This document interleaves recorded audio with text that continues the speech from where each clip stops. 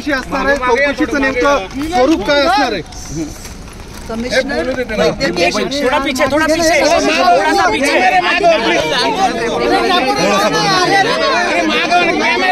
बोला मैडम बोला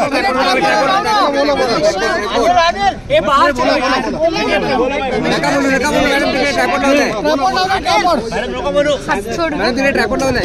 बोला मैडम बोला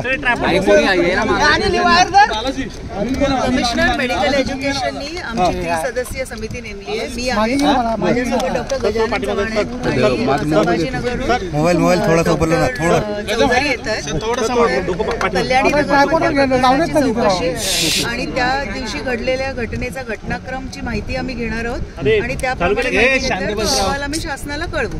मॅडम काल अजय तावरे आणि श्रीहरी हलवत या दोघांनाही अटक करण्यात आली आहे। ब्लड सॅम्पल मध्ये बदल करण्याचा ठपका त्यांच्यावर या संदर्भात नेमकी काय काय चौकशी असणार आहे, चौकशीचे नेमके काय टप्पे असणार आहेत? शासनाचे चौकशीचे निकष ठरलेले आहेत, त्याचे नियम ठरलेले आहेत, त्यामुळे त्याप्रमाणेच आम्ही माहिती घेऊ की ती प्रक्रिया या संस्थेत कशा प्रकारे होते आणि त्या दिवशी देखील ती नियमाप्रमाणे झाली आहे की नाही आणि त्याप्रमाणे जो अहवाल असेल तो शासनाला आमच्या सूचनांसहित सादर करू। मॅडम आरोपी अटकेत आहेत, मग चौकशी कोणाची आणि कशी करणार ते आम्ही माहिती घेऊ ना आता। त्यांच्याशी बोलणार का? ससूनचे जे डीन आहेत विनायक काळे त्यांची काही चौकशी असणार यामध्ये?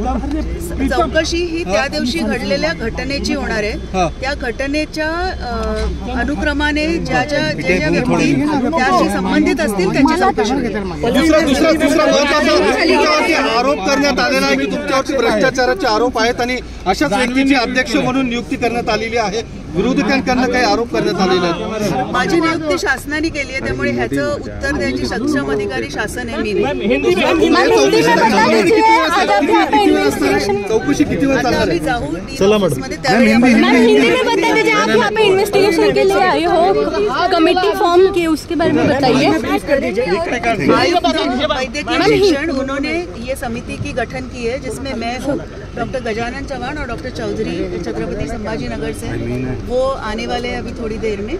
और कल्याणी नगर इंसिडेंट के रिलेटेड ससून हॉस्पिटल में जो घटना घटी है उसकी हमें तफ्तीश करनी है कि वो नियम के अनुसार हुआ है कि नहीं, और वही जो उसका रिपोर्ट है वो हम गवर्नमेंट को सबमिट करेंगे। अभी तो हम जाके हमें इंफॉर्मेशन मिलेगी, हमें आज इन्वेस्टिगेट करने कहा गया है, कब तक चलेगा मैं खुद नहीं कह सकती।